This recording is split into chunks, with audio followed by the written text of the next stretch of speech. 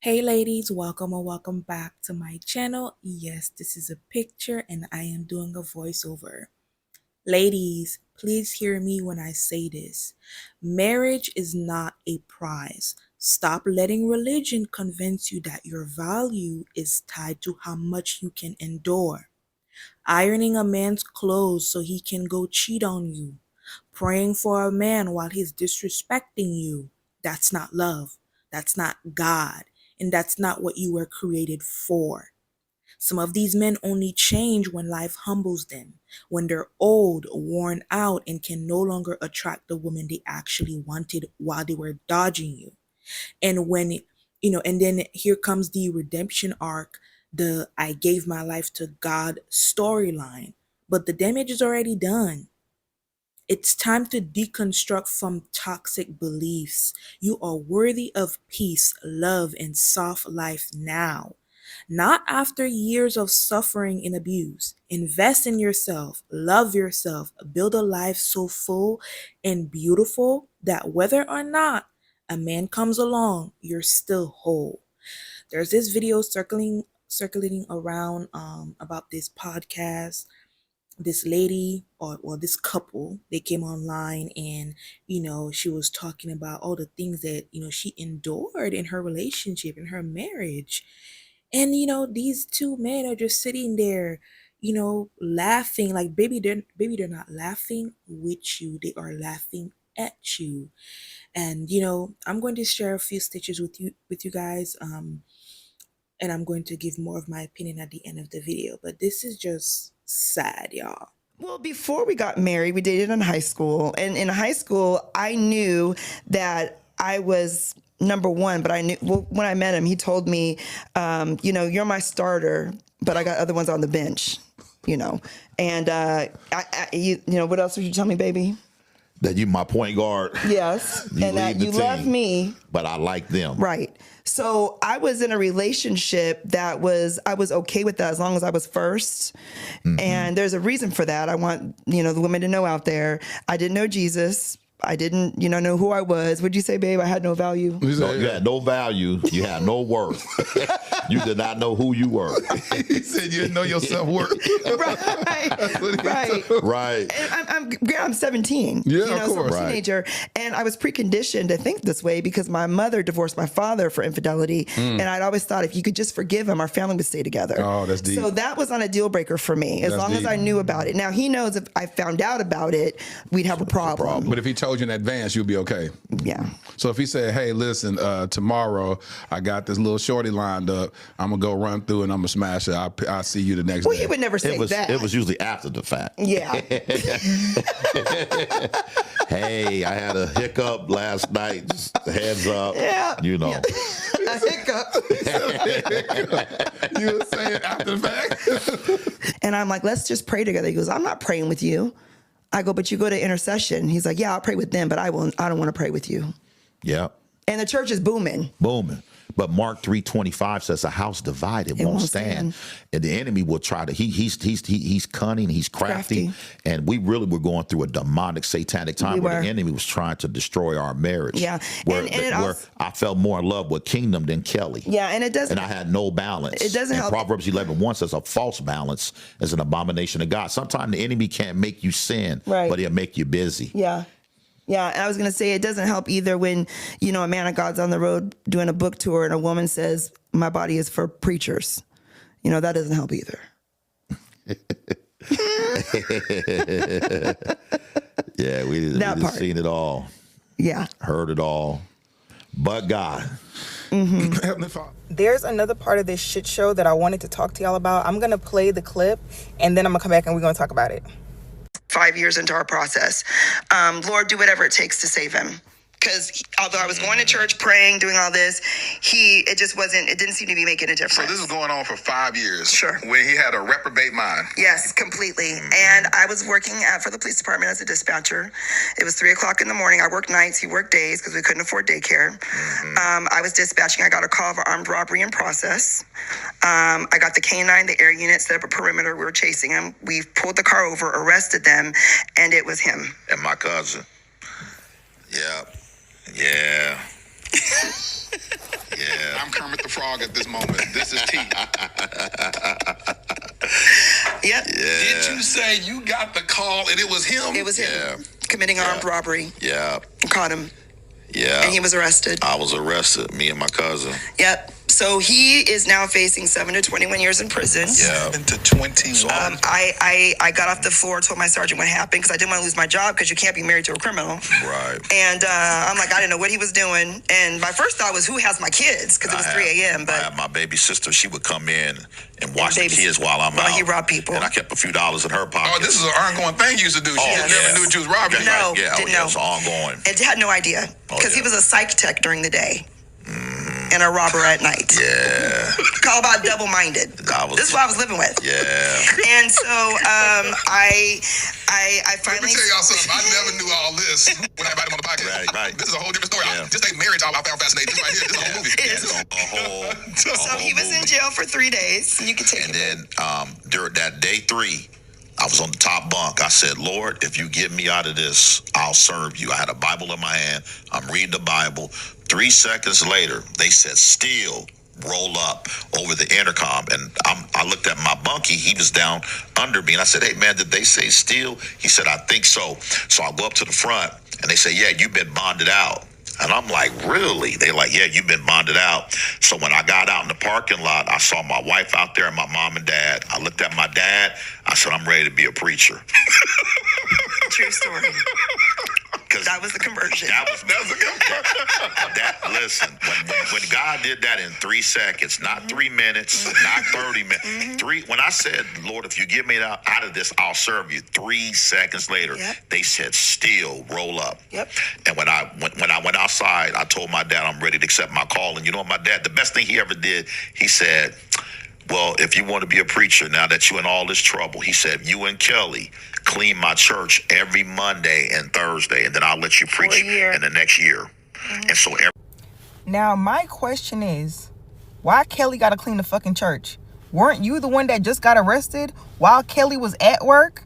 So the toxicity was already in his pastor daddy, because there's one, I am sure his parents were fully aware of what he was putting his wife through. So now he gets arrested, and here his wife is still by his side. And your solution is community punishment. How'd that work?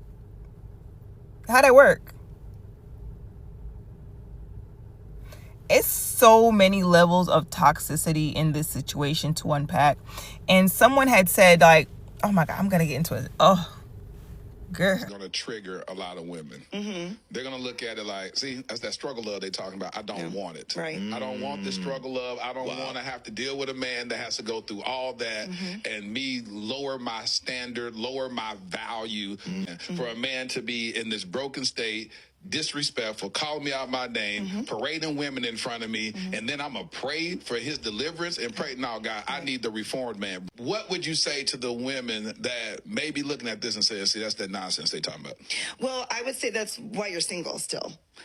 Because I'm sure somebody had been in your life already. You're gonna pick the fight, you know? See, this is not what we doing today. This got to be the most ridiculous thing I've ever witnessed. Everything I'm about to say, baby, is coming from a married woman. Because I know if a single woman get on here and say, y'all gonna try to make it seem like she just saying that because she's single. First of all, it's one thing for your marriage to go through issues and go through problems. Every marriage is gonna go through something. Baby, your husband hates you. That man can't stand you at all. And y'all keep trying to bring up religion during this interview, and I know God is sick of y'all adding him into this conversation. You was on there talking about you would iron this man's clothes and help him get ready to go see his side chick. When did God tell you to do that? What scripture did that come from? Because I ain't never read that one. This man got on here and said when he first started dealing with you and coming to your house, not only was you overweight, but you was the wrong color. But the reason he kept coming by there is because he knew he could get a home cooked meal. Child, that's beyond lowering your standards. You just don't have none. And I'm not the type to encourage women to be single. I'm all for marriage. I understand, yes, you have to give your man grace and room to grow, because as human beings, we are not perfect. But baby, that don't mean go and get the devil from hell just for the sake of not being single. Talk about that's why you single now. Baby, if we talking about a woman whose options are be single or deal with a man like you got, that single. by yourself. Like I said, I know God's sick and tired of y'all bringing him up in this conversation because he had nothing to do with this. You need to be talking about the devil, baby, Satan. That's who put this shit together. Girl, go and sit down somewhere. You need to get rid of that devil. That's what you need to do. So he would call me out my name. It wouldn't bother me because I allowed God's voice to be louder than his. And when I was going through transition of him not coming home on the weekends, not being there, telling me I hate you, I'll never love you, I wish I never married you. Right. I knew that life and death is in the power of the tongue through the word of God. So I would say, you will love me one day. We will have a good marriage one day. And although he would go out for weekends, I would literally help him get ready to go meet a side chick by ironing his clothes and getting him ready for the night. No, I have to keep it together. So I used to go to this church, Kingdom in the Valley in Phoenix, Arizona. I'll just say this is like a regular thing where he constantly makes jokes about cheating on his wife. Like, this is nothing new. And I just don't feel bad for them. This is exactly what you get when you're a preacher pushing for a platform. Talking about this infidelity that happened so many years ago that they swear they're so over, but yet they bring up in every other sermon. These are not pastors. And I just think it's so funny. The day I joined this church was the last day I ever went to the church. And I didn't go because of anything scandalous, even though I was starting to get bad vibes from that church. But I didn't go back because I joined the church and I went to shake that pastor's hand and he gave me the world's weakest handshake. Like, it was a small reason to not go back to that church, but it's like, nah, not really, because I knew this man was terrible. I knew he wasn't right. I joined that church and I never came back. Do you know how many people followed up with me? None. When I joined the church, you know how many people reached out to me to do new members class? None. And yes, it is a cash app begging church. They're going to ask you to tithe 2 times in the summertime because the electric bill is high. But you already know he pulls up in a Porsche. Like, I'm low-key, like, cracking up with this with my ex because we knew, like, this guy was terrible. I'm just glad everybody else knows too. And because people go to their church because they saw that podcast doesn't mean that it's of God either. That's why people hate organized religion. He was bragging about how 8 people came to our church from that podcast. Yeah, 8 people came to be messy. Or 8 people came because they want to be justified in the BS that they did. Like, all money's not good money, bro. Also, go look on Iddy's page. She claims she's a pastor, but it's nowhere in her bio. Her last video, she was literally working out to Drake's No Kid. Straight up, no clean version. Where the function? Anyways, you guys be blessed. He would call me out my name. It wouldn't bother me because I allowed God's voice to be louder than his. Not coming home on the weekends, telling me I hate you, I'll never love you, I wish I never married you. Right. I knew that life and death is in the power of the tongue through the word of God. So I would say, you will love me one day. I would literally help him get ready to go meet a side chick by ironing his clothes and getting him ready for the night. God told you if a man cheated on you, you could leave him. Adultery is grounds for divorce. If you want to stay with a cheater, go ahead and do that, but don't say God told you so. You're literally talking about ironing a man's clothes to prepare him to go meet his side chick, and you think that's all God wanted for you? As a fellow Christian girly, let me tell you that God loves you more than that. To let you let a man call you out of your name and disrespect you and cheat on you. That's not what God wanted you to do. That's what you wanted to do. We got to stop settling for crumbs and then jumping on the internet and telling other women that that's God's best. Who would want to serve a God like that? That man cheated because he wanted to. This is why some men seek out Christian women, because they know they could try to find ways to use the Bible to excuse it, to make her feel like the devil made me do it. No, you made you do it. I heard somebody say one time the devil was outside of the church crying, and somebody asked him, what is he crying for? And he said, because everybody in there was blaming me for stuff that I didn't even do.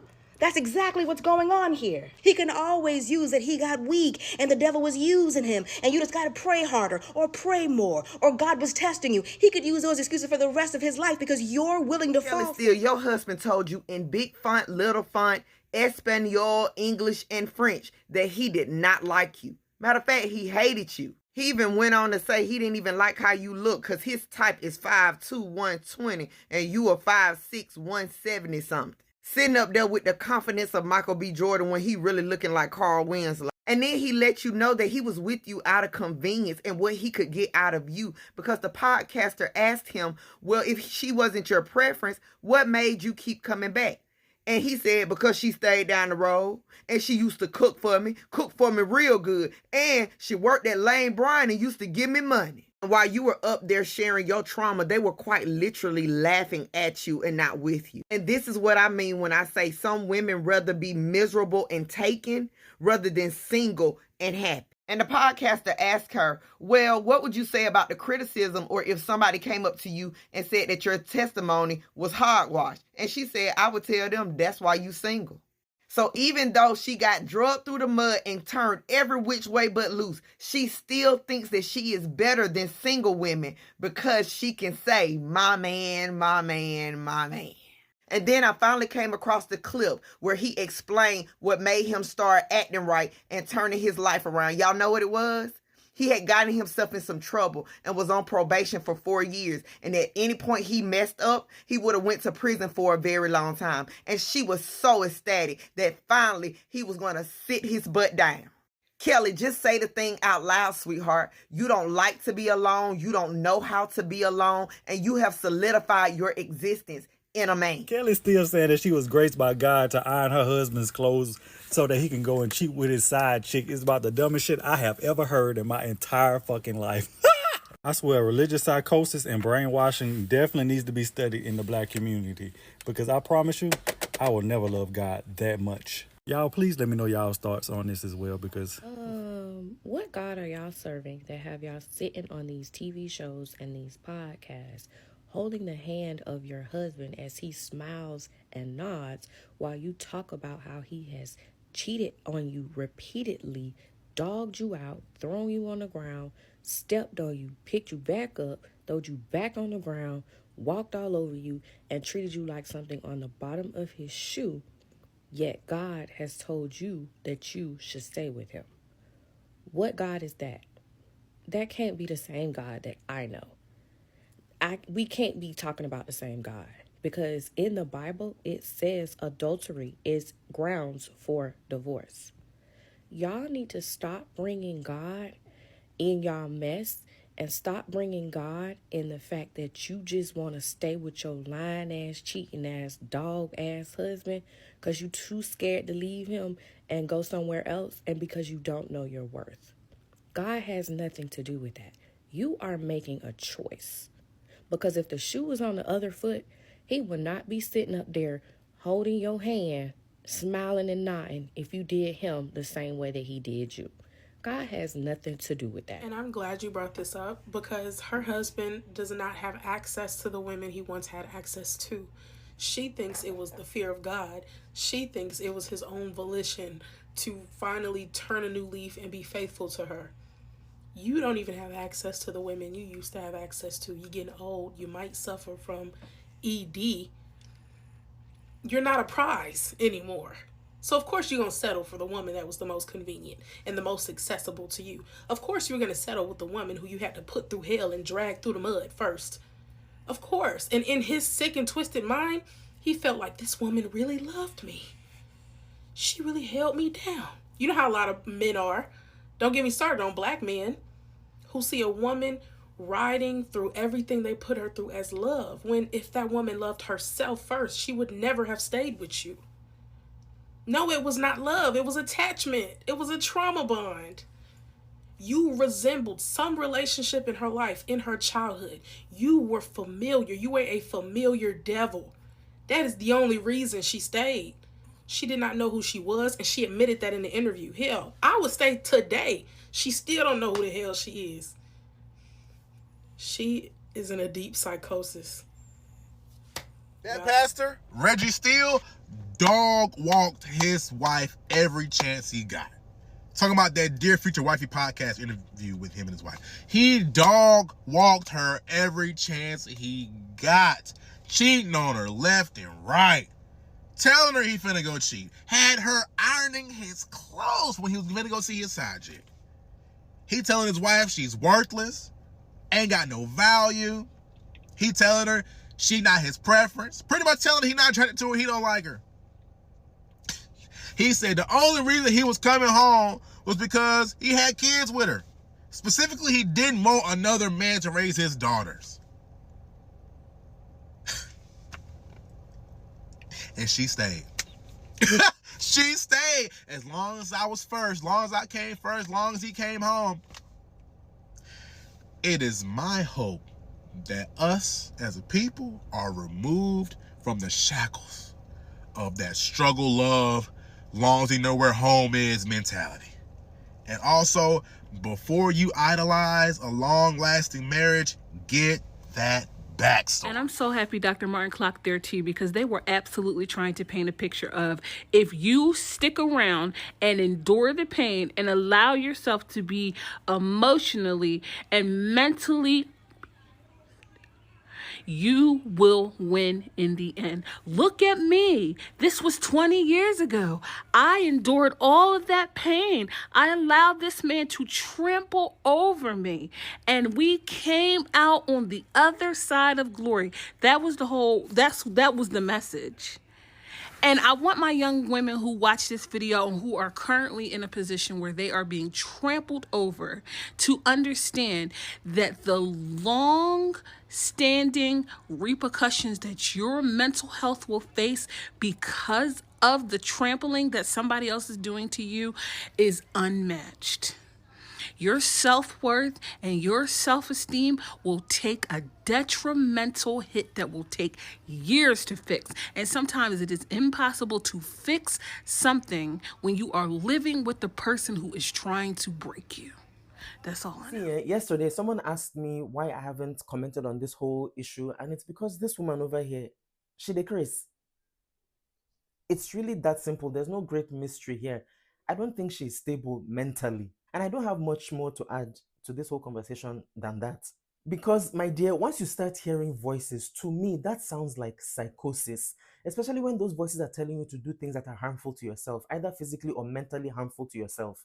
Because what do you mean? A voice told you to knowingly iron the shirt your husband is going to wear to go and see the woman he's cheating on you with, and you attributed that voice to God? My good sis, visit a hospital today. Visit a psychiatrist today. And I am being so serious when I say that, because this behavior is not normal. Thank you so much for making it this far into the video.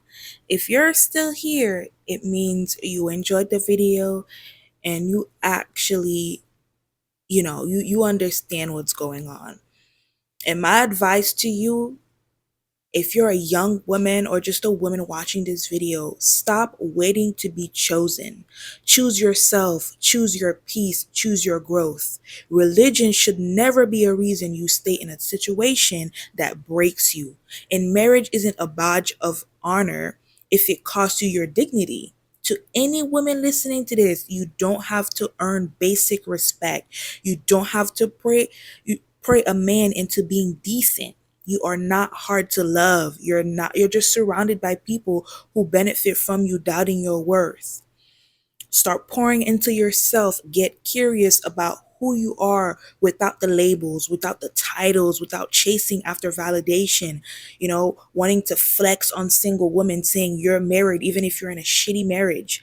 You were a whole woman before anyone gave you their last name. Don't you ever forget that. Remember, you are not here to shrink for love. You are not born to be someone's emotional punching bag in the name of commitment or religion. You are here to live loudly, to love yourself ferociously, and to set the kind of standards that make mediocrity too ashamed to approach you, girl. Be your own sanctuary. Be your own safe space. And let the damn world adjust. Let these niggas go. Okay? Let these niggas go. They can't meet the standard. When you set the bar, they can't meet it. Let them go. Point blank, period.